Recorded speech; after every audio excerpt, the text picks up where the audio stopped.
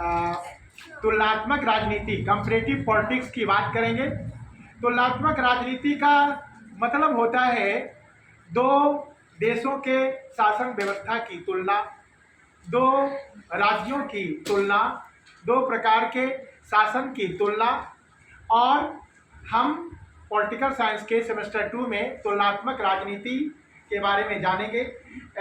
बाकी जितने भी राजनीति के विषय हैं वो हमारे देश से रिलेटेड हैं, लेकिन खासकर जहाँ तक तुलनात्मक राजनीति का सवाल होता है, कंपैरेटिव पॉलिटिक्स है।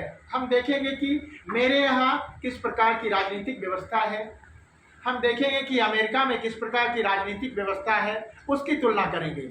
हमारे यहाँ संसदीय लोकतंत्र है जिसमें प्रधानमंत्री भी होते हैं, राष्ट्रपति भी होते हैं, मंत्रिमंडल भी होता है। और अगर हम अमेरिका की बात करें तो वहाँ अध्यक्षात्मक लोकतंत्र है जहाँ पर अध्यक्ष ही प्रधान होते हैं और वहाँ अध्यक्ष के द्वारा अध्यक्ष सर्वोपरि होते हैं। एग्जीक्यूटिव का जो हेड है वो पूरा हेड है। इसके बारे में देखेंगे।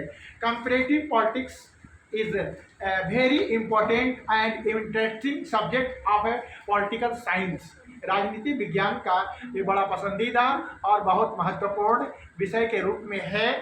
और इसके अगर अर्थ की बात करें तो तुलनात्मक राजनीति उसको कहते हैं जिसमें तुलना करें, अपने देश की सरकारों की भी तुलना, दो राज्यों की तुलना करते हैं, केंद्र और राज्य की तुलना करते हैं, लेकिन विशेष तौर पर इसमें हम इंटायर वर्ल्ड, जैसे भारत की राजनीति की तुलना यूके से, भारत की राजनीति की तुलना अमेरिका से, भारत की राजनीति की तुलना सोवियत संघ से, भारत की राजनीति की तुलना न्यूजीलैंड से, इन सारे देशों से हम अपने देश की राजनीति की तुलना करते हैं।